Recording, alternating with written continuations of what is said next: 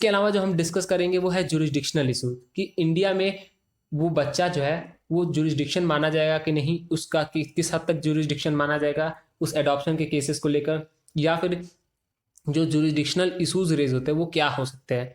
तो जैसे कि मैंने बताया कोई स्पेसिफिक स्टैट्यूट्स तो नहीं है इस पर, लेकिन कुछ जो लीगल प्रेसिडेंट्स है और कारा गाइडलाइंस है या फिर सुप्रीम कोर्ट के जो गाइडलाइंस है, ठीक है।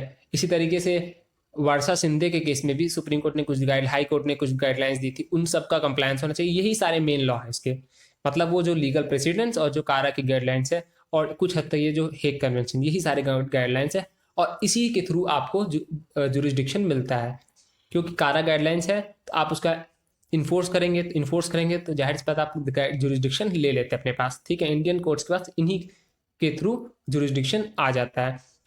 इसी तरीके से अगर हम बात करें जुरिस्डिक्शनल इशू इंग्लैंड में, क्योंकि हमने जो भी कॉन्सेप्ट उठाया है लॉ में मोस्टली इंग्लैंड या फिर अमेरिका से उठाया है, तो ये जो कॉन्सेप्ट आया है अडॉप्शन का, इंटर कंट्री अडॉप्शन का, वो इंग्लैंड से चलता हुआ है। तो इंग्लैंड में जो प्रोविजन है वो है चिल्ड्रंस एंड एडॉप्शन एक्ट 2016 2006।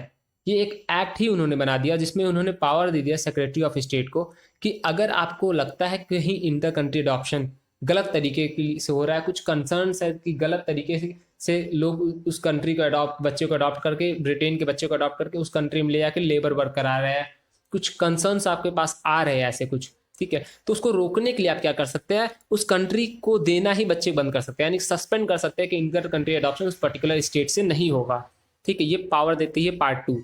इसी तरीके से वो जो अडॉप्ट कर रहा है उसके ऊपर कुछ चार्जेस लगा देते हैं, हैवी चार्जेस लगा देते हैं, ठीक है। वो मतलब डिस्करेज करते हैं कि आप ज़्यादा से ज़्यादा बच्चे अडॉप्ट ना करें। जो फॉरेन नेशनल, हमारे जो डोमेस्टिक नेशनल है, जो हमारे ब्रिटिशर्स है या फिर जो हमारे इंडियंस है, वही अपने बच्चों को अडॉप्ट करें। इंडियन लॉ भी कहता है कि पहले मौका किसको देंगे, आप इंडियन सिटीजन को, कि वो अडॉप्ट करें। वो अडॉप्ट नहीं करते तब आप फॉरेन नेशनल के पास जाएंगे कि आप फॉरेन नेशनल भी अडॉप्ट कर सकता है। लेकिन अगर फॉरेन नेशनल अडॉप्ट कर लिया तब आप कोई इंडियन सिटीजन आके ये नहीं कहेगा कि हमारा पहला अधिकार है, हमें भी अडॉप्ट करना चाहिए।